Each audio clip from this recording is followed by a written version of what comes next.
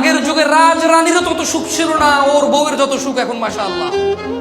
তারপরেও তো 42 ইঞ্চি সিনেমার টিভি না হলে ওর চলে না, বক্স খাট না হলে ওর চলে না, অমুক ব্র্যান্ডের সোফা না হলে চলে না, সিরামিক লাগবে, এসি লাগবে, ফ্যান লাগবে, কাজের মহিলা লাগবে, তরকারি কুটলে এখানে নাকি দাগ পড়ে যায় বেচারা। তারপরে আবার মা এই বাসায় থাকতে হবে কেন?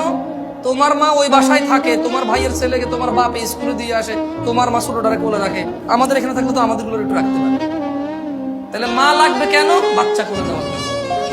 বাপ লাগবে কেন? বাচ্চা মাদ্রাসায় দিয়ে আসার জন্য। এই যুবকরা আমি কি বলবো? আমাকে বলেন আপনারা যুবককে নসিহত করতে। ও আল্লাহ সম্পর্কে ওকে কি বলবো? ওর মা ওকে পেটে নিছে, অভাবের সংসার ছিল, ও নিজে দেখছে, ও নিজে দেখছে। এটা মেহমান না আসলে গুস্ত খাইতে পারতো না, তো না পারলে কি ওর মা খাইতে পারছে? ও নিজে দেখছে অভাব, ও দেখছে ওর মা ওর বাপের মায়ের চোটে এই ঘর ফালাইয়া 2 ঘর দৌড়ায় যায়, আরেক ঘরে যায় ঢুকছে, ওর বাপ ওখান থেকে দৌড়া নিয়ে আসা ওর মায়ের আবার মারছে, ও দেখছে।